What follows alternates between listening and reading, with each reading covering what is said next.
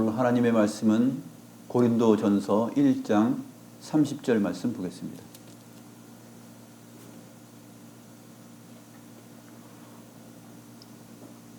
신약성경 264페이지 고린도전서 1장 30절입니다.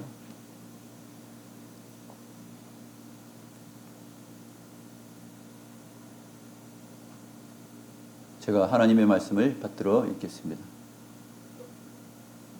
너희는 하나님으로부터 나서 그리스도 예수 안에 있고 예수는 하나님으로부터 나와서 우리에게 지혜와 의로움과 거룩함과 구원함이 되셨으니.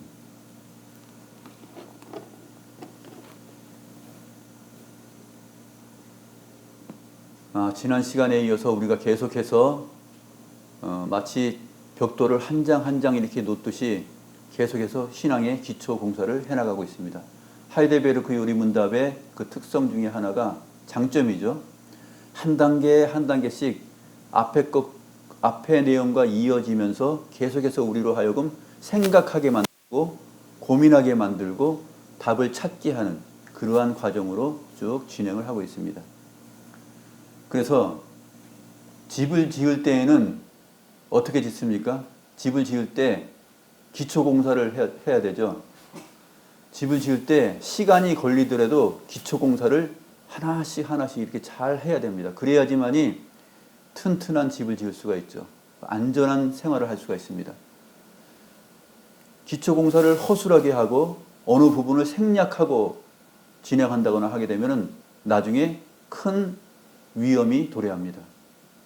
그래서 이 신앙의 기초를 다지는 일에 있어서도 이렇게 하이델베르크 요리문답이 갖고 있는 이 장점처럼 계속해서 하나씩 물어가고 생각하게 만들고 또 그거에 대한 답을 하나님의 말씀 안에서 찾아가는 이러한 방식으로 기초공사를 잘 해야 됩니다.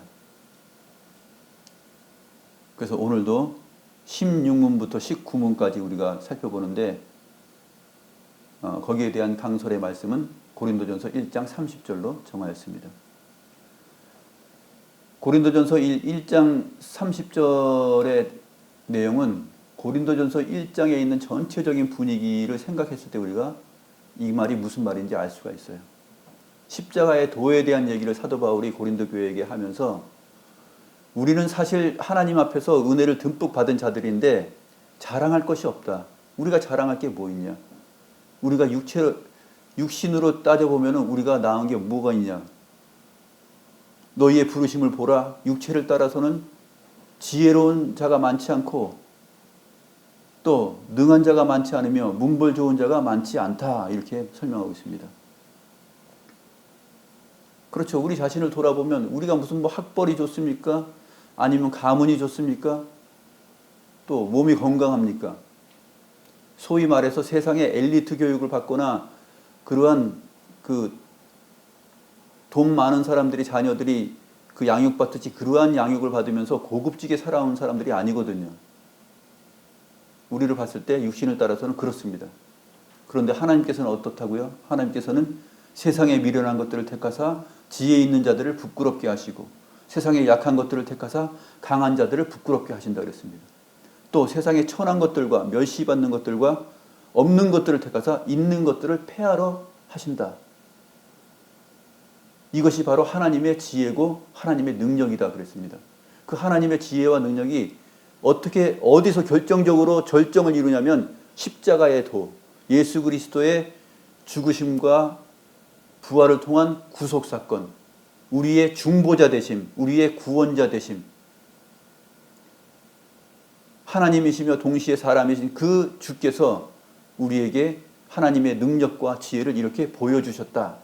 너희는 자랑할 것이 무엇이냐? 육신적으로는 자랑할 것이 없지만 주 안에서 자랑하라 라고 31절에서 마무리를 합니다. 이 본문을 우리가 깊이 생각하면서 오늘 하이델베르크 요리문답 하나씩 살펴보면서 정리해 나가도록 하겠습니다. 신앙의 기초 부분을 우리가 잘 다져야 되겠죠. 지난주에 우리가 하나님의 의가 율법과 형벌과 구원이라는 이 3단계로 이루어진다고 했습니다. 하나님의 의를 근데 어떻게 만족을 해야 되는가? 하나님의 의가 만족되려면 어떻게 해야 되는가? 하나님의 형상으로 지음받은 사람이 죄를 지었기 때문에 사람이 그것을 값을 치러야 되죠. 사람 아닌 돌이나 나무나 어떤 모형이, 또 피조물들 가운데 태양이나 달이나 별이나 이런 것들이 우리를 대신해서 값을 치를 수가 없어요. 하나님의 형상으로 지음받은 사람들이 하나님의 말씀과 율법과 명령과 법을 어겼기 때문에 하나님의 형상으로 지음받은 사람이 죄값을 치러야 되는 것이 하나님의 의예요. 그러면 그 기준을 어떻게 만족시킬 수 있는가? 우리 스스로는 할 수 있다 그랬어요? 없다 그랬어요? 할 수 없다 그랬습니다. 우리는 죄책만 증가시킨다 그랬죠. 그러면 다른 존재가 대신해서 죄값을 치를 수 있나 물었죠. 다른 존재, 어떤 존재도, 천사들도 심히 천사들까지도 못합니다. 그렇다면 우리의 유일한 중보자와 구원자가 되시는 분은 어디에서 찾을 수 있습니까? 라고 15문에서 물었습니다. 답은 참 인간이시며 의로우신 분, 동시에 참 하나님이시면서 능력이 있으신 분, 그분이 바로 우리의 모든 죄책을 다 치르시고 하나님의 의를 만족시킬 수 있다 그랬습니다. 그런데 오늘 16문부터 보게 되면 또 다시 구체적인 질문으로 들어갑니다. 중보자는 왜 참 인간이고 의로운 분이셔야 합니까? 이렇게 질문하죠.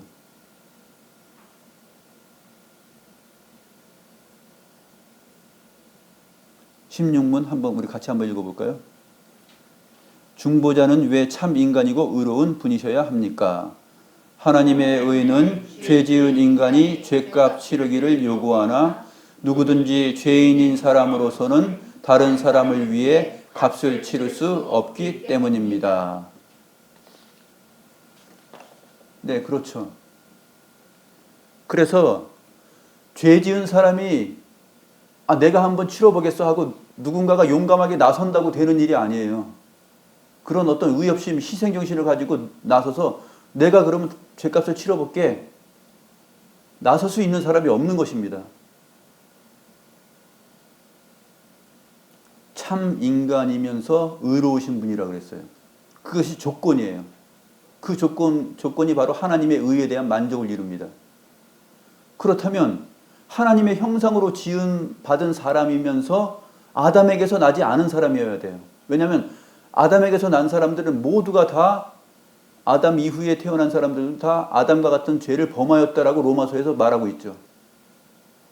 그리고 모든 사람이 죄를 범하였으면 하나님의 영광에 이르지 못한다 그랬습니다. 그러면 자연 발생적으로 그렇게 남녀 간의 그 연합을 통하여서 태어나는 그러한 인간들 가운데, 그러한 사람들 가운데서는 자연인들 가운데는 없는 것입니다.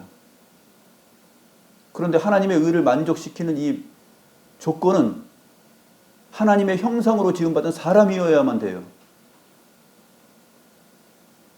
그럼 또 조건을 만족시키려면 아담에게서 나지 않았으면서도 사람인 사람이 돼야 돼요. 참 어렵죠?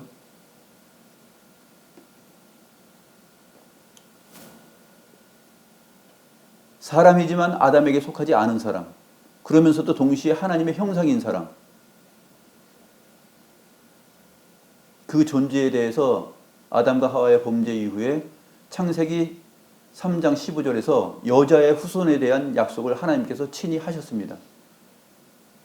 여자에게서 나야 되는데 아담의 후손이 아닌 사람, 그리고 하나님의 형상이라는 그 조건을 만족시킬 수 있는 사람,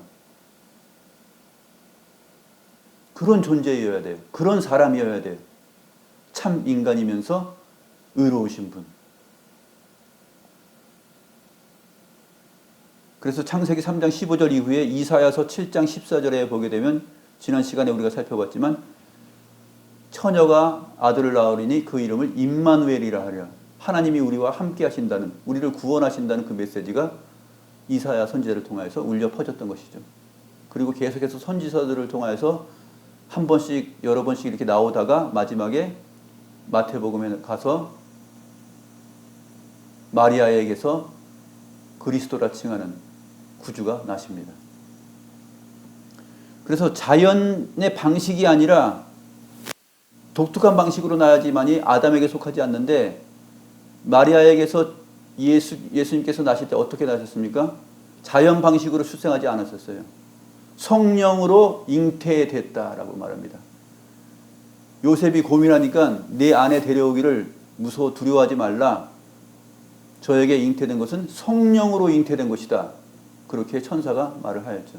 그러니까 예수님은 자연 방식으로 잉태돼서 출생하신 분이 아니라 성령으로 잉태돼서 여자에게 나신 분이에요. 그러니까 조건이 되는 것이죠. 아담에게 속하지 않으면서도 하나님의 형상의 사람이셨고 죄가 없으신 의로우신 분입니다. 그래서 고린도후서 4장 4절에 보게 되면 그리스도는 하나님의 형상이다 이런 말을 하고 있는 것이에요. 하나님의 형상.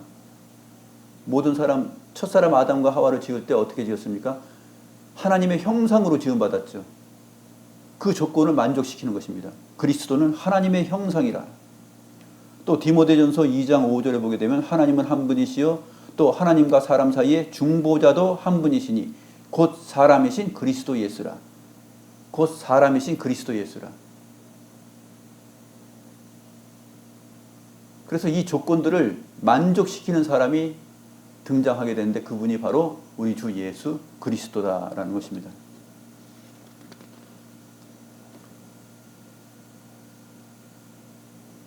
사람이어야지만이 죄값을 대신 치를 수 있습니다. 어떤 사람도 없는데 피조 세계 가운데는 없는 것입니다. 왜냐하면 우리가 살면 몇 살 삽니까? 한 100년 살죠. 100년 사는 사람이 내가 대신해서 죄값 치르겠다 하면서 용감하게 나섰어요. 그러면 그 사람이 한 100년 살다 죽을 거 아닙니까? 자기 자신도 죽잖아요. 그런데 어떻게 자기 이후에 태어나는 모든 사람들, 마지막 심판과 구원이 있을 그 마지막 날까지 계속해서 사람들이 태어나는데 그 사람들의 죄까지도 완전히 속량하고 대신 치를 수 있는 사람이 됩니까? 못 되는 것이죠. 그러면 이 사람, 하나님의 의를 만족시킬 수 있는 사람은 누구여야만 되냐면 시간을 초월한 사람이어야 돼요. 시간을 초월한 사람이어야지만이 하나님의 의를 만족시킬 수가 있어요. 시간을 초월한다라는 말은 피조물 가운데 속하지 않았다는 얘기죠. 피조물 가운데 속하지 않았으면서 의로우신 분, 하나님의 형상인 분, 여자에게서 난 사람. 이 조건들이 다 만족을 시켜야지만이 하나님의 의가 만족이 되는 죄값을 치를 수 있다 하는 것입니다. 피조물 가운데 나지 아니어야 할 뿐만 아니라 생명을 줄 수 있는 생명의 근원자여야 돼요. 생명을 줄 수 있는 능력을 갖고 있어야 돼요. 그래서 하나님의 무한함과 영원함, 완전함, 그러한 속성들을 지닌 존재여야 돼요. 그래서 그 다음의 내용이 뭐냐면 그 다음 조건이 참 하나님으로서 참 하나님이시며 능력이 있으셔야 된다. 이런 말을 지난주 15문에서 하였던 것입니다.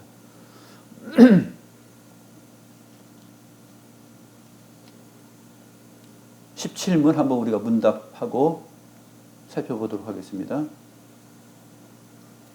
17문 중보자는 왜 동시에 참 하나님이셔야 합니까? 그의 신성의 능력으로 하나님의 진노의 짐을 그의 인성에 짊어지시며 또한 의와 생명을 획득하여 우리에게 돌려주시기 위함입니다. 네, 그의 신성의 능력이 아니고서는 하나님의 진노의 짐을 그의 인성에 짊어질 수가 없어요. 그렇기 때문에 신성의 능력이 필요합니다. 또 의와 생명을 획득하여서 우리에게 돌려줄 수 있는 분이어야 돼요. 그렇기 때문에 참 하나님으로서 능력이 있으신 분이어야만이 이 하나님의 의를 만족시키면서 우리의 죄값을 다 치를 수가 있는 중보자이시고 구원자이시다 하는 것이죠. 그래서 요한복음 1장 1절부터 3절을 보게 되면 예수 그리스도에 대하여서 그의 신성을 설명하고 있죠. 태초에 말씀이 계시니라. 이 말씀이 하나님과 함께 계셨으니 이 말씀은 곧 하나님이시다. 그렇게 했습니다. 그가 태초에 하나님과 함께 계셨다 그랬습니다. 만물이 그로 말미암아 지은 바 되었으니 지은 것이 하나도 그가 없이는 된 것이 없느니라. 이렇게 능력이 있으신 하나님이십니다. 동시에 참 하나님이시면서 능력이 있으신 분이어야 되는데 바로 이 조건을 우리 주 예수 그리스도께서 만족을 시키신 것이죠. 태초부터 하나님과 함께 계셨고 하나님과 창조 사역을 같이 하신 분, 곧 하나님이시죠. 골로새서 1장 13절부터 17절 말씀을 볼 때 그가 우리를 흑암의 권세에서 건져내사 그의 사랑의 아들의 나라로 옮기셨으니 그 아들 안에서 우리가 속량 곧 죄사함을 얻었도다. 그는 보이지 아니하는 하나님의 형상이시요 모든 피조물보다 먼저 나신 이시니 만물이 그에게서 창조되되 하늘과 땅에서 보이는 것들과 보이지 않는 것들과 혹은 왕권들이나 주권들이나 통치자들이나 권세들이나 만물이 다 그로 말미암고 그를 위하여 창조되었고 또한 그가 만물보다 먼저 계시고 만물이 그 안에 함께 섰느니라. 이렇게 증거하고 있습니다. 이러한 성경의 기록과 증거들이 바로 우리의 구원의 유일한 중보자가 되시는 하나님의 의를 만족시켜주는 그러한 존재다라는 것을 말하고 있습니다. 또 하나 중보자는 왜 동시에 참 하나님이셔야 합니까? 라는 것을 증거할 수 있는 말씀이 빌립보서 2장 6절부터 8절인데 그는 근본 하나님의 본체시나 하나님과 동들됨을 취할 것으로 여기지 아니하시고 오히려 자기를 비워 종의 형체를 가지사 사람들과 같이 되셨고 사람의 모양으로 나타나사 자기를 낮추시고 죽기까지 복종하셨으니 곧 십자가의 죽으심이라 그랬습니다. 이러한 내용들이 바로 참 인간이시며 죄 없는 의로우신 분이시고 참 하나님이시면서 능력이 있으신 분이다라는 것을 증거하고 있는 것이죠.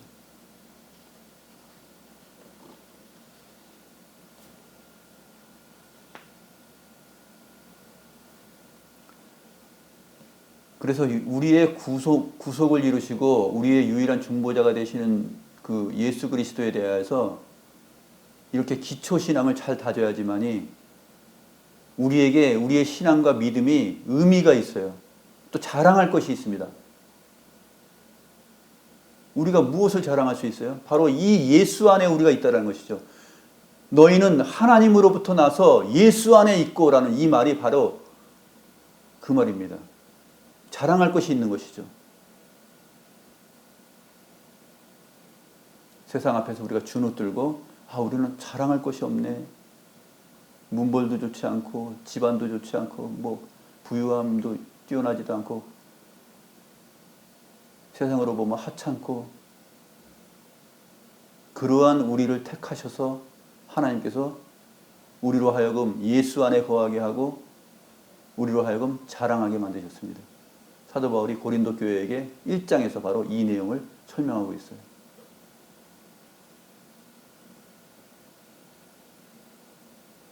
세상 사람들은 지혜를 구하지만 이 하나님의 지혜를 모릅니다. 세상이 알 수 없죠.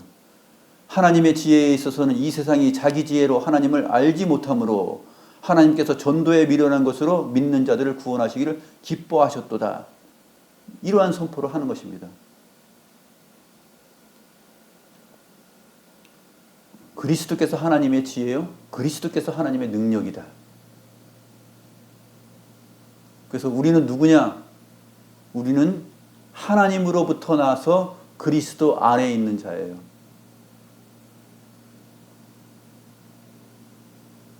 우리의 모든 죄값을 치르시고 하나님의 의를 만족시키신 그 그리스도 안에 우리가 있다라는 것입니다. 그러면 무엇이 두렵습니까? 무엇이 부끄럽습니까? 자랑스럽죠.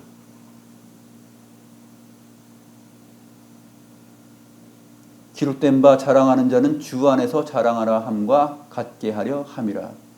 주 안에서 예수 안에 있는 자들이 주 안에서 자랑하는 것, 그러한 자랑 말고는 진정한 자랑이 없다라는 얘기입니다. 세상 사람들은 육체를 따라서 능력 있고 문벌 좋은 자가 자랑을 하죠. 그러나 우리는 세상적으로 보면 또 육체적으로 보면 자랑할 것이 없지만 자랑할 것은 예수 안에서 주 안에서 자랑하라 하였기 때문에 주님 안에서 자랑하는 방식이 아니고서는 사람들은 자랑할 것이 없는 것이에요. 사실은 그 무엇을 자랑해도 뭐 재산을 자랑하고 집을 자랑하고 자식을 자랑하고 나 자신의 어떤 학벌을 자랑하고 나 자신의 어떤 직업을 자랑하고 사람들이 그러한 것들을 자랑하지만 사실은 자랑할 것이 없는 것입니다. 주 안에서 자랑할 것이 있다라고 사도 바울이 증거하고 있습니다. 바로 오늘 살펴보는 바로 이 내용들, 참 사람이시며 의로우신 분, 참 하나님이시면서 능력이 있으신 분, 그분이 우리의 유일한 중보자가 되시고 구원자가 되셔서 우리를 하나님 앞에 하나님의 영광에 도달할 수 있게 만드셨고 우리의 생명을 값지게 만드셨고 우리가 세상에서 난 것이 아니라 하나님으로부터 났다라는 것을 알게 하시고 하나님으로부터 나서 예수 안에 속한 자라는 것을 알게 하면서 주 안에서 자랑하게 만듭니다. 그 내용을 우리가 살펴보고 있는 것입니다.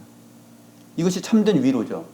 하이델베르크 교리문답에서 말하는 참된 위로입니다.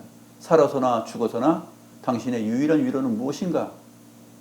살아서나 죽어서나 나는 나의 것이 아니요 신실한 우리 구주 예수 그리스도의 것입니다 라는 것을 하이델베르크 교리문답 1문에서 하였었죠.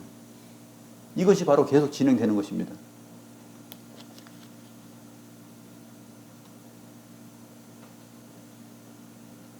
예수는 하나님으로부터 나와서 우리에게 지혜와 의로움과 거룩함과 구원함이 되셨다. 이 부분은 조금 원래 헬라어 성경 번역을 하게 되면 이렇게 되어 있어요. 예수는 하나님으로부터 나와서 우리에게 지혜가 되셨으니 이렇게 되어 있습니다. 지혜가 되셨으니 곧 의로움과 거룩함과 구원함이다 이렇게 말하고 있습니다. 약간 틀리죠? 예수는 하나님으로부터 나와서 지혜가 되셨어요. 근데 지혜가 뭐냐 하면 의로움과 거룩함과 구원함이에요.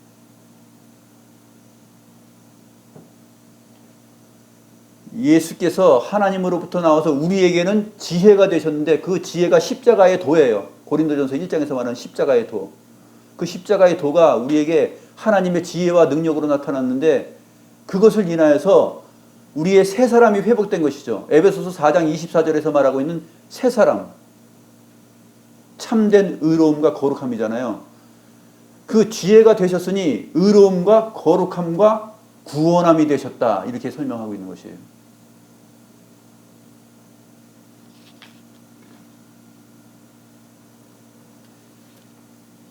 참으로 놀라운 말씀입니다.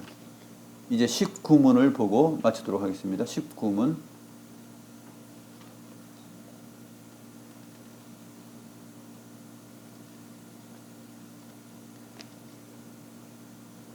문답합니다. 당신은 이것을 어디에서 압니까? 거룩한 복음에서 압니다. 하나님께서는 이 복음을 처음에 낙원에서 친히 계시하셨고 후에는 족장들과 선지자들을 통해 선포하셨으며 또한 율법의 제사들과 다른 의식들로서 예표하셨고 예표하셨고 마지막에는 제가 설교 한 장이 빠졌네요. 네. 히브리서 1장 한번 보시죠. 히브리서 1장. 히브리서 1장 1절부터 3절 한번 찾아서 같이 한번 보겠습니다. 히브리서 1장 353페이지 같이 읽겠습니다. 옛적의 선지자들을 통하여 여러 부분과 여러 모양으로 우리 조상들에게 말씀하신 하나님이 이 모든 날 마지막에는 아들을 통하여 우리에게 말씀하셨으니 이 아들을 만유의 상속자로 세우시고 또 그로 말미암아 모든 세계를 지으셨느니라. 이는 하나님의 영광의 광채시요 그 본체의 형상이시라. 그의 능력의 말씀으로 만물을 붙드시며 죄를 정결하게 하는 일을 하시고 높은 곳에 계신 지극히 크신 이의 우편에 앉으셨느니라. 이 히브리서 1장 1절부터 3절의 내용이 바로 성경 전체에 대한 요약입니다. 옛적의 선지자들을 통하여서 여러 부분과 여러 모양으로 말씀했죠. 창세기부터 말라기서까지 여러 부분으로 여러 방식으로 계시를 하셨습니다. 그 내용이 바로 19문의 답에 나오고 있는 것이죠. 거룩한 복음에서 합니다. 성경에서 안다 그러지 않고 복음이라는 말을 넣은 것이 굉장히 독특합니다. 이것이 곧 복음입니다. 복음은 하나님의 아들에 관한 것이에요. 하나님의 아들이 우리의 유일한 중보자가 되셔서 우리의 죄값을 대신 치르시고 우리를 하나님의 영광에 이르게 만든 것. 그것이 복음이잖아요. 그래서 거룩한 복음에서 합니다. 이렇게 말하는 것입니다. 단순히 성경에서 합니다. 이렇게 말하지 않고 거룩한 복음에서 합니다. 하나님께서는 이 복음을 처음에 낙원에서 계시하셨고 창세기 3장 15절이죠. 후에는 족장들과 선지자들을 통해 선포하셨으며 또한 율법의 제사들과 다른 의식들로서 예표하셨고 마지막 날은 아들을 통하여서 이렇게 나타내셨습니다. 이렇게 됐는데도 불구하고 과거의 그 초대교회 때 보게 되면 예수 그리스도의 이 참 인간이면서 동시에 참 하나님 되심에 대해서 믿지 않는 사람들이 많았어요. 이것을 의심하는 사람들이 많았고 좀 철학적으로 생각하고 인간적으로 또 합리적으로 생각하면서 어떻게 그런 일이 있을 수 있어 하면서 그것은 말이 안 돼 하면서 신성을 부인하거나 인성을 부인하고 그런 경우들이 많았습니다. 근데 이러한 부분을 성경적으로 오늘 우리가 살펴본 내용을 가지고서 정리한 회의가 있었는데 그것이 언제냐면 주후 451년에 칼케돈 공회에서요. 451년에 열렸던 칼케돈 공회에서 신조를 내놨습니다. 그것이 바로 칼케돈 신조인데 에큐메니컬 신조죠. 우리가 사도신경과 니케아 신경과 함께 우리가 신앙 고백으로 할 수 있는 내용입니다. 칼케돈 신조의 내용을 보게 되면 그리스도의 신성과 인성은 변화나 혼합 없이 또 혼돈 없이 분리나 분할 없이 한 인격으로 신비롭게 존재한다 이렇게 설명하고 있습니다. 신성과 인성은 하나님이 사람으로 변형된 것도 아니고 사람이 하나님으로 또 전환된 것도 아니라고 했습니다. 마치 성 전환되듯이 남성이 여성으로 전환되는 것처럼 그렇게 전환된 것이 아니라고 그랬어요. 또 하나님이 사람으로 변화된 것도 아니라고 그랬습니다. 신성이 인성으로 변화된 것도 아니고 인성이 신성으로 전환된 것도 아니에요. 또 둘이 어느 하나에 흡수된 것도 아니라고 그랬습니다. 신성 안에 인성이 흡수된 것도 아니고 인성 안에 신성이 흡수된 것도 아닙니다. 이러한 방식의 주장들이 과거의 초대교회 사이에 교부 시대 때 있었습니다. 이러한 부분을 성경적으로 정리한 내용이 바로 칼케돈 신조입니다. 성경을 따라서 그렇게 하였던 것이죠. 참 하나님이시면서 동시에 참 인간이신 분. 이것이 합리적으로 가능할까요? 과학적으로 가능할까요? 과학적으로 가능하지 않죠. 신적 의지는 신적 의지대로 그대로 독립적으로 존재하고 인간적 의지는 인간적 의지대로 그대로 존재합니다. 그래서 사람이 되셨기 때문에 우리가 가지고 있는 것처럼 우리처럼 먹고 추우면 입고 더우면 땀나고 슬프면 눈물 흘리고 기쁘면 즐거워하고 똑같은 사람이에요. 채찍에 맞으면 아프고 창에 찔리면 고통을 받고 죽습니다. 피를 흘리죠. 그래서 인성이 신성 안에 흡수된 것도 아니고 신성이 인성으로 변화된 것도 아니에요. 또 서로 신성과 인성이 서로 한쪽이 성전환처럼 전환된 것도 아니죠. 신성은 신성으로서의 그 독특함을 독립적으로 가지고 계시면서 또 인성은 인성으로서 독립적으로 가지고 계시면서 그런데 그 둘이 신비롭게 한 인격을 이루는 것. 바로 그런 분이어야지만이 하나님의 의를 만족시킬 수 있다 하였습니다. 그 만족을 우리 주님께서 이루신 것이죠.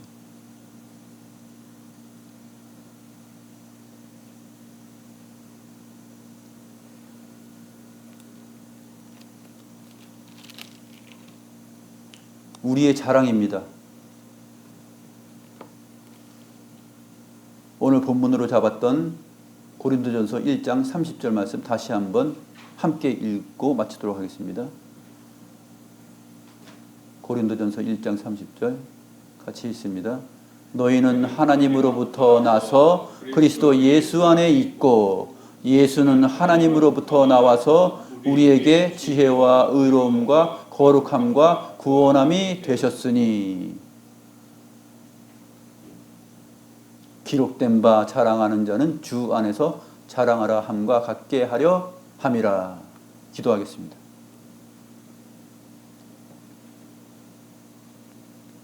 우리의 생명과 인생의 진정한 자랑이 되시는 우리 주 예수 그리스도, 참 사람이시며 의로우신 분이시고 동시에 참 하나님이시며 능력이 있으신 그 주님을 인하여서 하나님의 의가 만족을 이루고 우리의 죄값이 다 치루어졌고 우리가 예수 안에 거하면서 주 안에서 자랑할 수 있는 내용을 만드셨나이다. 주님, 우리가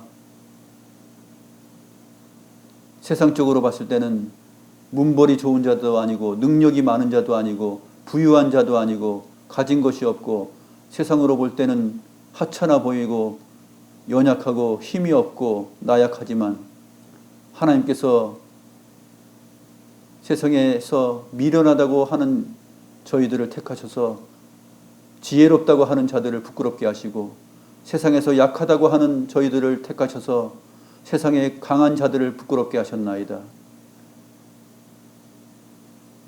세상에서 힘없고 아무것도 가진 것이 없는 자들을 택하여서 있는 자들을 부끄럽게 하셨다고 하셨나이다.